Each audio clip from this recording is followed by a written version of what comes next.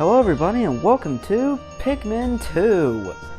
I've been looking forward to do this one for a little while, since the beginning of my channel, because if you've seen my channel, the very first game I played, the very first game I did on this channel was Pikmin 1. So, ever since I finished that, I've been kind of wanting to do this game for a little while. Alright, I'm excited to play it. I really like this game. Let's begin! And this game is pretty different from the first one. Here we go. New file. Hocotate Freight is a long-haul deep space shipping company. One day, its only employee of any merit, Captain Olimar, crashed on an uncharted planet while on an interstellar vacation. There, he was aided by indigenous creatures, which he called Pikmin. In the end, Captain Olimar escaped. But in Olimar's absence, his employer, Hocotate Freight, ran into financial difficulties.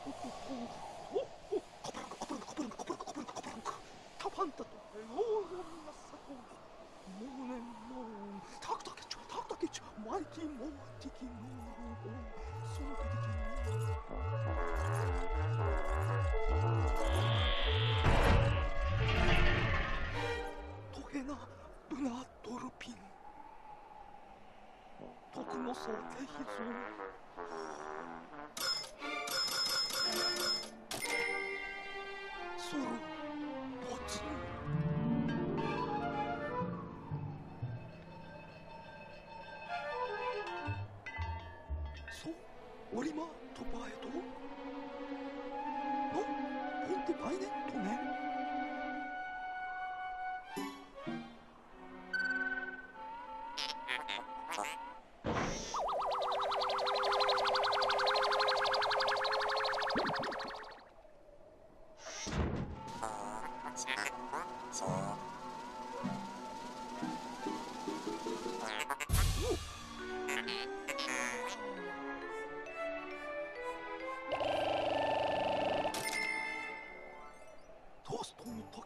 No?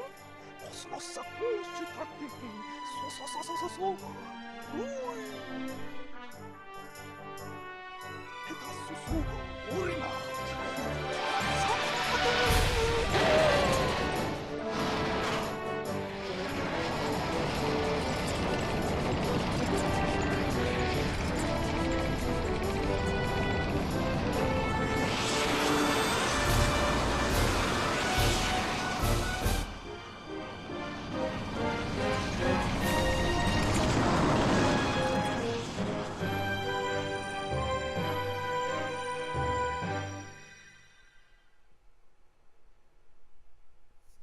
Valley of Repose. Yeah, so that all that work for the first game to rebuild Olimar's ship was for nothing. Because as soon as we get back, it gets sold off. Great. That's just fantastic. But hey, we're back!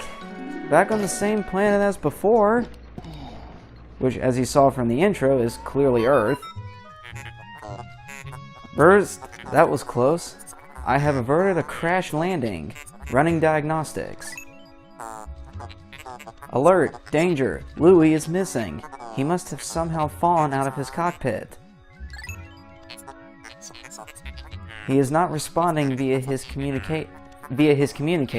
He's either flouting protocol or in danger. Olimar, you must find Louis before he freezes to death in the cold of this planet. Wait a moment, look! It's the red Pikmin! Could these be Pikmin? They look like they are about to be devoured as we speak. You must help them. Point at the screen and press B to call them with your whistle. You can also hold B to make the sound of your whistle carry farther. Remember? Yes, I do remember. Like that. And they seem to remember Olimar. The Pikmin ran to your side. They seem to remember you. Captain Olimar. How fascinating. Give them instructions and do not delay. Hold A to grab a Pikmin, then point at the screen and release to throw it. So yeah, it's really the same basic controls as before. So if I can get this guy. And don't worry, there's no way these Pikmin can die. This dwarf ball board will not be able to kill them. Otherwise, you wouldn't be able to progress. Nice. One hit on the back and he's dead. So that's done. What now? Attention, Captain Olimar. I have just re-established my communications link with Louis. It is fortunate we have managed to confirm his safety. Press minus to communicate with him. I am quite interested in the details of his condition.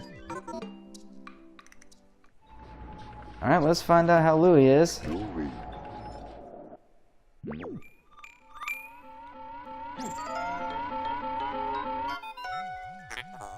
Louis, allow me to assess your condition. As per our safety protocols, are you at all injured? Is that so? Then my concerns are eased. Our communication link shows you are nearby. Can you make your way to our location and rejoin us? I will navigate for you. Press plus to contact me and obtain information about the terrain. Press plus, and that'll bring up the map screen like before. Zoom in, zoom out. And this is quite a big area, but we will not be able to explore most of this until much later. Menu. Items. Yeah, there's a lot of stuff to get in this game. Alright, but the main mechanic is that you actually have two captains. In the first game, you only had Olimar to play as. You only had one captain to use. In this game, however, you have two, so you can switch between the two. And I like how the narrator says Olimar for Olimar, which is his Japanese name, Olimar. And for Louis, it just says, well, Louis.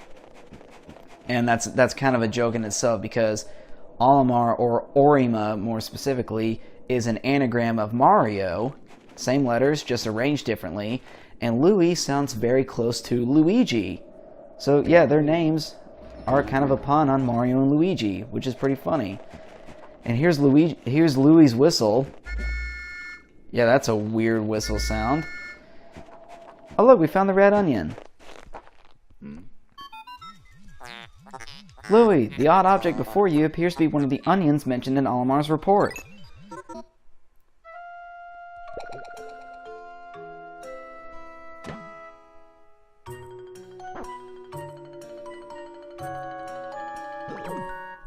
Oh, those eyes. The seed the onion ejected just sprouted. According to Olimar's report, it can be plucked with A. Well, let's do just that. See, as far as basic controls, it's really more the same. Won't really see the big difference between this and the first game until next episode.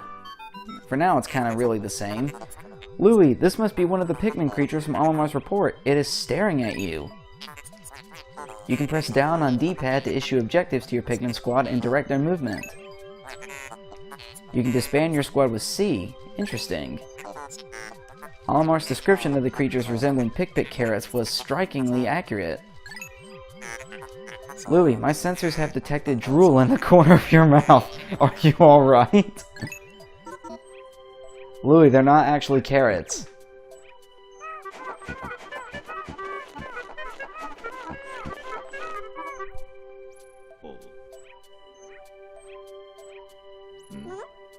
Ah, don't stare at the camera like that. Please don't.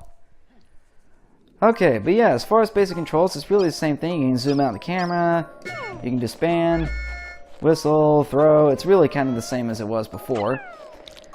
But right now, really can't do much. So let's build up the Pikmin numbers, kind of like before. Yeah, this episode is really just going to be very tutorial heavy. But I mean, that was like the first episode of Pikmin 1. Except you didn't hear my voice. The onion ejected more seeds. The pellet from that flower must hold nutrients that breed Pikmin. Yes, the Pikmin gather nutrients, haul them to the onion, and further propagate the species. The onion is a Pikmin mothership. Reviewing Olimar's report, it seems repeatedly tapping A lets one rapidly pluck Pikmin sprouts. So yeah, tap A repeatedly and you will automatically start pulling Pikmin. And if you have both captains with you, they'll both start automatically plucking them. Go get that. I'm going to switch back to Olimar for a second, because we got this guy right here. But we can't get past this. This is a paper bag. Can't seem to get past it. We don't have enough. So we got to build up the numbers before we can get there. And unfortunately, only Louie is able to do that because, well, this is where the onion is. Alright, come on, guys. And as before, you can throw more than the minimum required to carry items back faster.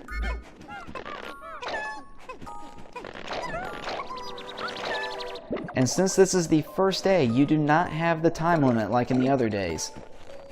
Kind of like in the first game, yeah, there's no time limit for the first day, so you're free to do whatever you want.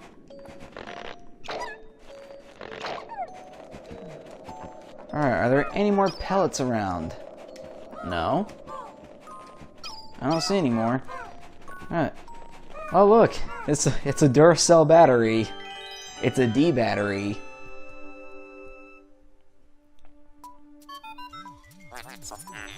Perhaps this object is one of the treasures that we are searching for. The only reason we found it here is because this is where you crash landed. How fortunate. I would like to appraise it, but you must regroup with Olimar first. Can you see him? Press Z to move the camera behind you. You can also press left or right on D-pad to zoom, and up on D-pad to change angles. Now a hidden camera thing you can do, if you press sideways on the D-pad, you can zoom it out. However, if you hold sideways, you'll go into kind of a, I don't know, kind of like an, what perspective would you call this? Like, the same level perspective? You're kind of on their level. And I think that's just kind of cool. There's no reason to do it other than to look cool. Alright, so let's regroup with Olimar, because now we have enough Pikmin. Let's throw them up on here. Switch to Olimar. Throw these guys up here, and we'll weigh it down. Nice.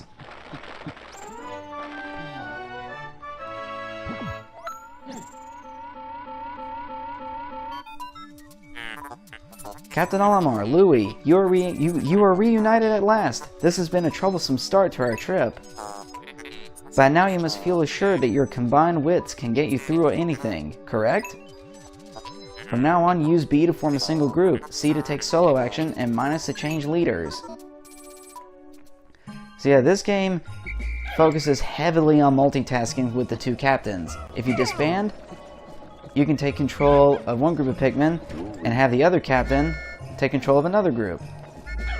And of course you can whistle them all back to make one singular group. So yeah, there are a lot of multitasking options for this game. Let's get this dwarf Bulbor back. Can we weigh this one down yet? Oh no, we need 35. We're not going to have that much today because that won't give us 35. Let's take a look at this battery here. Oh yeah, another new mechanic. Digging. Some treasures will be stuck in the ground and the Pikmin will be able to dig them up.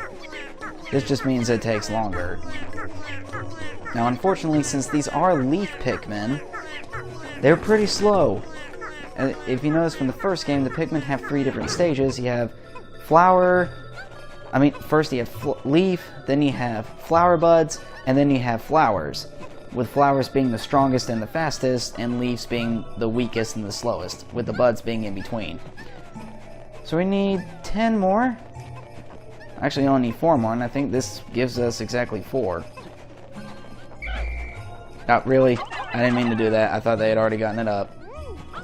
There we go. Alright. Should just give us 4. Yep. And the 3 numbers, of course you have your Pikmin group right here. This number where my cursor's at, that's how many Pikmin you have in your group. This is how many you have out in the field, which you can only have a maximum of 100 in the field. And this one's how many Pikmin you have total. Let's get these guys out. And 20 is the maximum amount you can have on this first day. And it's also the required amount because that's how many you need to carry this thing. Alright, carry it, my minions! Carry this Duracell battery! There's just a Duracell battery just lying out here in the snow for some reason.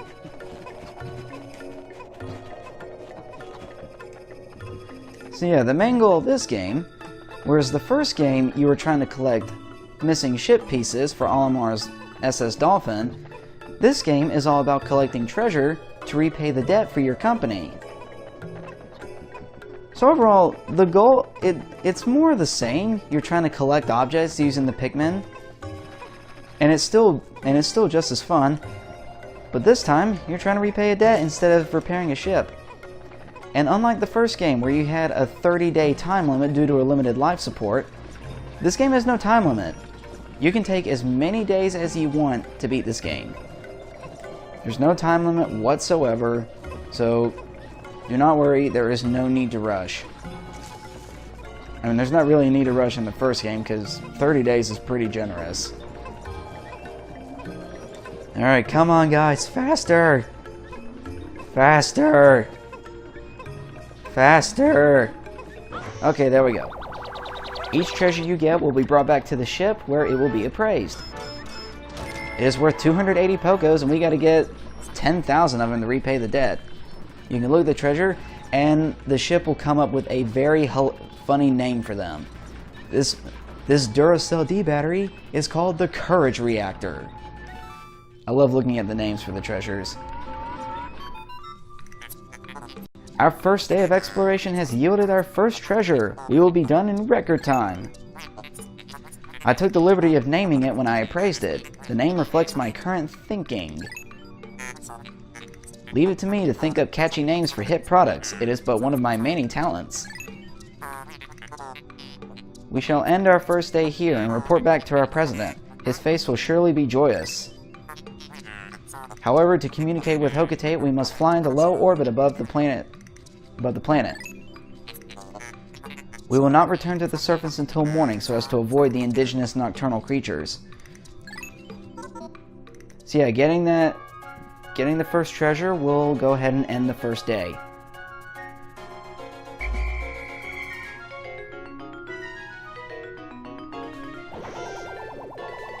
And man, I still love these end of day cutscenes. But yeah, just like in the first game, at the end of the day, you will leave the planet's surface and just fly low in the atmosphere, because at nighttime, there's too many predators around and it's too dangerous. So even though you have unlimited amount of days, you still have a limited time per day to get things done. At the end of the day, you will get to see how many treasures you earned and how much money you've collected. And you'll get a Pikmin status report. This will show you how many you had the day before and how many you have currently, how many you sprouted. And the arrows, there's an up arrow on the red Pikmin, which means we sprouted Pikmin. If it's a sideways arrow, that means the numbers didn't change. If it's a downward arrow, that means we lost some. And this is the Pikmin death screen. This will show you how many you've had died and what what actually killed them. Battle as if an enemy killed them. Sunset as if they were left behind at the end of the day. Fires by fire hazard, waters by water hazard, electricity, explosion, poison, you get it. But yeah, electricity, explosions, and poison are elements that were not seen in the first game. Okay, technically poison kinda was with the smoky prog, but electricity and explosions were not. I want to know explosions were, never mind, I forgot bomb rocks. So just electricity. You know what, just forget everything I said. And at the end of the days, you will get emails. Day 1. You found your first bit of treasure. Fine work. Our future depends on your efforts, so check your treasure hoard regularly. I'll check in often. Keep up the pace. And we will save for the first day. Well, that was a pretty good first day. Also, when you're on this main menu, we only have one area right now, but on this main menu, there are 2 options. First we have treasures. We can look in our treasure hoard. We can take a look at the treasure, and we can read Olimar's journal on them, see his notes on it. For the courage reactor, Olimar's journal states, "We've recovered our first treasure. Amazingly, the Pikmin remembered how to salvage it. I can't understand their adorable language, and I don't know what they're thinking, yet I'm so happy to see them. When I crashed on this planet, the Pikmin helped me locate my missing ship parts. In my darkest hour, the Pikmin were there for me. Now that I'm reunited with them, I know everything will be alright." It will, right? And I like that, seeing what Olimar has to say on this. And the other cool thing, and this is probably my favorite, the Picklopedia. This will show you any enemies or creatures that you've encountered in the wild. And it's pretty cool. You can take a look at them. If you press A, you'll be able to throw pick carrots at them and see how they eat them. This basically just shows how they attack the Pikmin. In this case, these dwarf red bulborbs will eat them. And again, we can read Olimar's notes on them. Olimar writes as a biologist. He writes very scientific notes, which, as a biologist myself, I'm a fan of. Dwarf red bulborb, Pansaurus pseudoculi russus. He even gives them a Latin scientific name. Breadbug family. Although initially identified as a juvenile red bulborb, groundbreaking new research indicates that this creature is in fact a member of the breadbug family. A close relative of the vanilla breadbug, it escapes predation through mimicry. Unique adaptation of the red bulborb's crimson coloration allows the species to safely commingle. Such effective adaptation and obfuscation by a prey species is rare, indicating this clever creature is a master of mimicry. Yeah, so the dwarf red bulborbs are not actually baby bulborbs, they are a different species entirely. And Louie's notes. Louie's notes you can only unlock if you've beaten the game once on any save file. I have done this, so that's why I have them unlocked. And Louie's notes are really weird. Instead of writing about scientific facts about them, Louie writes about how to cook them. Yeah, oddly enough though, some of these are kind of delicious, sounding at least. For a blissful bisque, mince the entire beast finely and stir in with heavy cream, artichoke hearts, and a pinch of black pepper. Heat slowly until piping hot. Mmm, rich and creamy.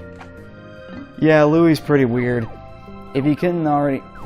So yeah, his main character trait is that he loves food.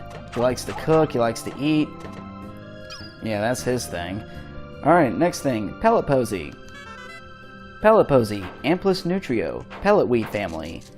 In the stem of the pellet posy, one can observe the muscle fiber unique to half plant, half animal species, such as the Pikmin and candy pop flowers, so the pellet posy is a species that can be considered a close relative. Although the ability to crystallize nectar is unique to a small group of the pellet weed family, the fact that these plants reach maturity so quickly and that their pellets contain such high concentrations of the natural nutrients in the soil explains why the Pikmin and so many of the other indigenous species are so reliant on these pellets for sustenance. Fascinating. Alright, now Louie's notes. On a quest for the perfect hors d'oeuvre? Slow cook this plant in a wood fire oven, but be careful to only serve the tender pellet. yeah, so that's the treasure in the Picklepedia, and at the end of every episode, if there's something new, I'll try to show this off because I like reading the descriptions in these. Alright, that was kind of long. A lot of stuff to introduce. Hopefully the next episode won't be as tutorial heavy. Wait. Yeah, it's got some tutorials, but hopefully it shouldn't be as bad. But the next episode we'll see what makes this game quite a bit different from the first one. Alright, but until then, I will see you all in the next video, and I look forward to playing through this game again. It's gonna be fun. See you guys next time.